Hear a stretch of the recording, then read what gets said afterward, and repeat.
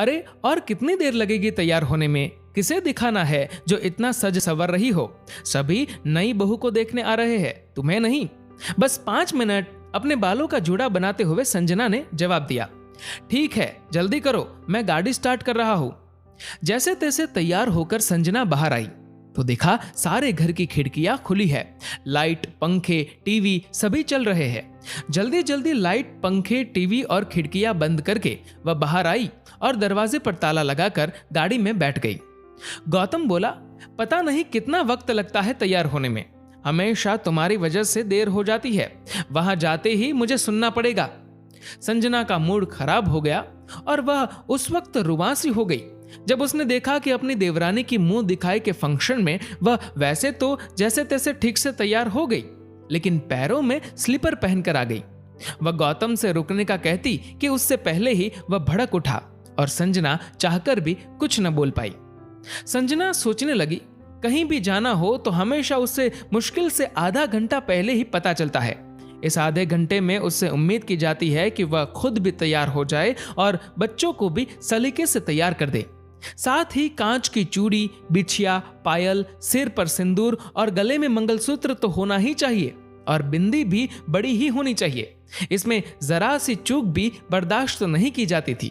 खैर, जैसे तैसे साड़ी से पैरों को छुपाते हुए फंक्शन अटेंड किया। चेहरे पर एक मुस्कान ओढ़ के रख ली और सभी नाते रिश्तेदारों का स्वागत, खान पान और आराम का ख्याल रखने लगी।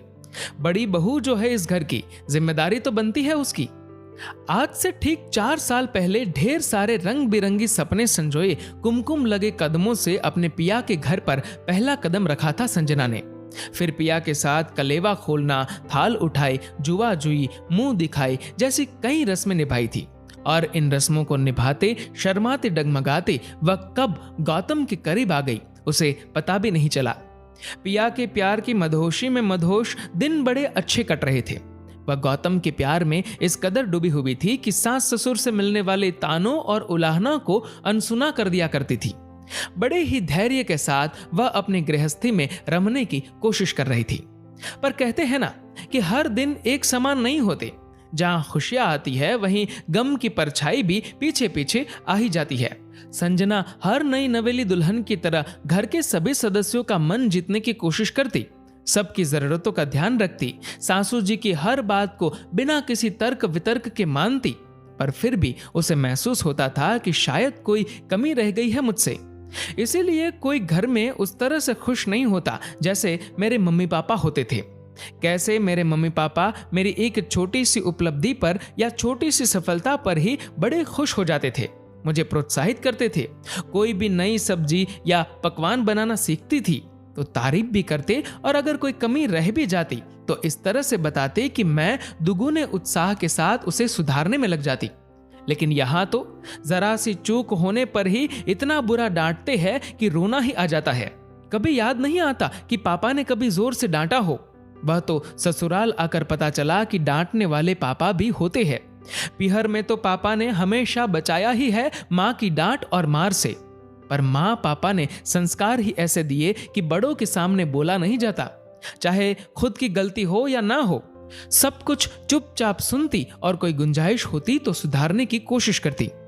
कभी कभार ज्यादा परेशान हो जाती तो सोचती गौतम से कहूं, पर अगले ही पल अपना फैसला बदल लेती क्योंकि वो समझती थी कि गौतम विश्वास नहीं करेंगे।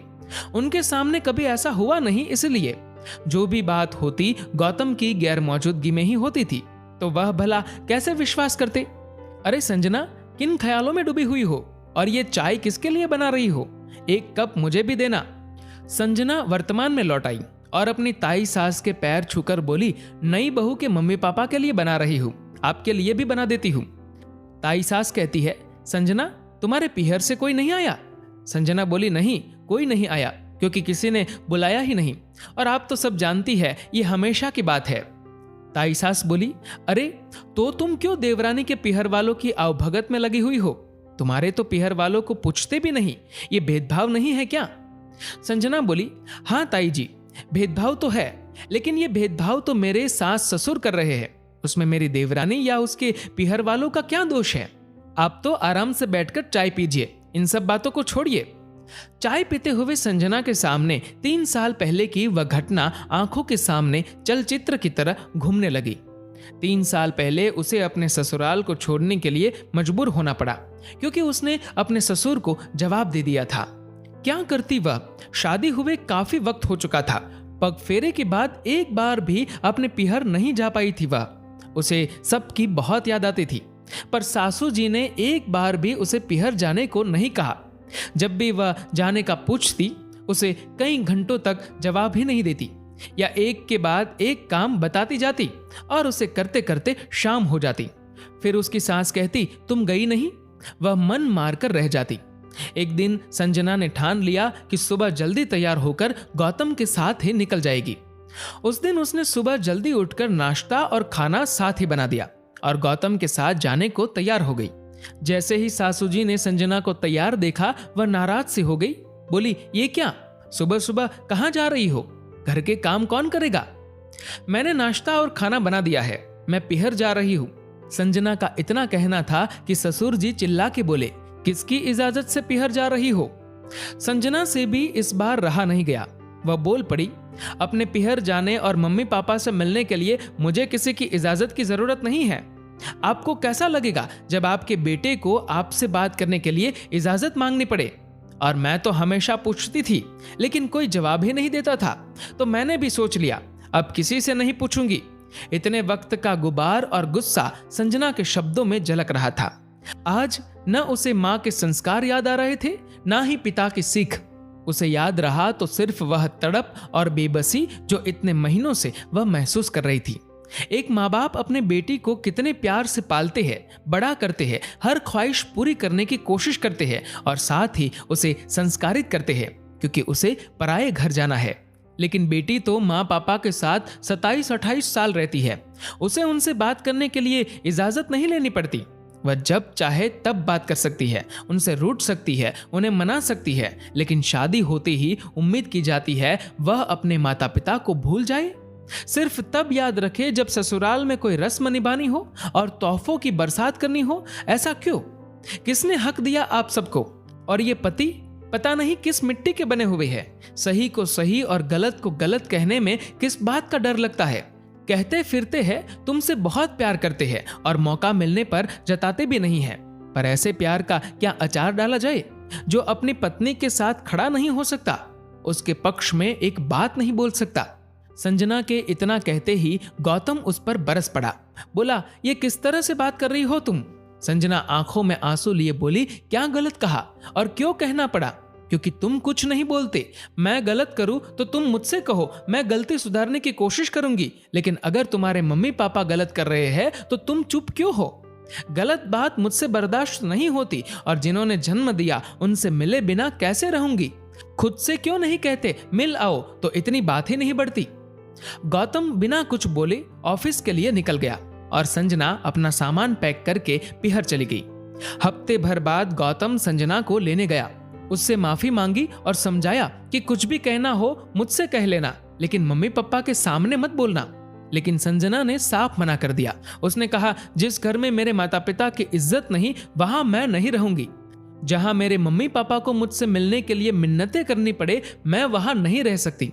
अगर तुम चाहते हो मैं तुम्हारे साथ उस घर में चलूं, तो तुम्हें वादा करना होगा कि कोई मेरे माता पिता को अपशब्द नहीं कहेगा, और अपने घर जाने के लिए मैं किसी की इजाजत नहीं लूंगी, तुम्हारी भी नहीं। गौतम बोल पड़ा, तुम क्यों बात को बढ़ा रही हो? संजना बोली, मैं तुम्हारी बातों में नहीं आऊंगी, या तो तुम वादा करो या मुझे भूल जाओ। गौतम उस वक्त तो वहां से चला गया, पर संजना का पक्ष अपने मम्मी पापा के सामने रखने की हिम्मत नहीं कर पा रहा था। वह सोच ही रहा था कि कैसे इस समस्या को सुलझाया जाए कि तभी उसके पास उसके तबादले का ऑर्डर आ गया और उसे अपनी समस्या का हल अपने आप ही मिल गया। वह संजना को लेकर नए शहर आ गया। गौतम समझ रहा था कि उसने अपनी समस्या बहुत अच्छे से सुलझा ली। संजना अपने सास ससुर की नजर में बुरी बहू बन गई, जिसके किस्सों का ढिंढोरा उसकी सास अपने समाज में गाती रहती है। आखिर अपने आप को पाक साफ साबित करने के लिए सफाई भी तो पेश करनी थी। संजना, तुम गौतम के साथ जाकर अपने 2-3 दिन के कपड़े ले आओ, तुम्हें यहीं रहना होगा। सारे मेहमान आज चले जाएंगे, पर तुम यहाँ रहोगी तो नई बहू का मन भी लगा रहेगा। सासू जी ने जैसे ही संजना को आदेश दिया, संजना बोली, माफ कीजिएगा माँ जी, मैं नहीं रुक पाऊंगी। मुझे मम्मी को हॉस्पिटल दिखाने जाना है और 1 हफ्ते तक जब तक यहाँ हूँ उन्हीं के पास रहूंगी। मैं कौन सा रोज आ पाती हूँ। रही बात नई बहू की, उसका मन लगाने के लिए देवर जी की जरूरत है, मेरी नहीं। मैं चलती हूँ, मेरा इंतजार मत कीजिएगा। संजना ने बच्चों को बुलाया और गाड़ी के पास खड़े होकर गौतम का इंतजार करने लगी। वह बहुत खुश थी अपने फैसले पर, क्योंकि वह आजाद थी। वह अपने सारे कर्तव्य निभा रही थी। सर पर पल्लू, हाथ में कांच की चूड़ी, पाजेब, बिछिया, सिंदूर सब पहना था उसने। सास ससुर के पैर भी छूती है, चाहे आशीर्वाद मिले या अपमान। जब भी घर में कोई काम होता है, एक बार बुलाने पर तुरंत पहुंच जाती है, लेकिन अपनी जिंदगी अपनी मर्जी से जी रही है। अब उसे अपने घर जाने के लिए, माता पिता से मिलने के लिए, उनके प्रति अपने फर्ज निभाने के लिए किसी की इजाजत नहीं लेनी होती। अब कोई उसके माता पिता की बेइज्जती करने की हिम्मत भी नहीं कर सकता। भले ही वह अपने सास ससुर की अच्छी बहू नहीं बन पाई, पर उसे गर्व है कि वह अपने माता पिता का सम्मान बनाए रख पाई। चाहे समाज उसे बुरी बहू समझे, पर उसके लिए महत्वपूर्ण है कि उसके माता पिता की वह अच्छी बेटी कहलाए। बहू तो सभी बुरी ही होती है, चाहे वह कितना भी कर ले तो वह बुरी ही सही।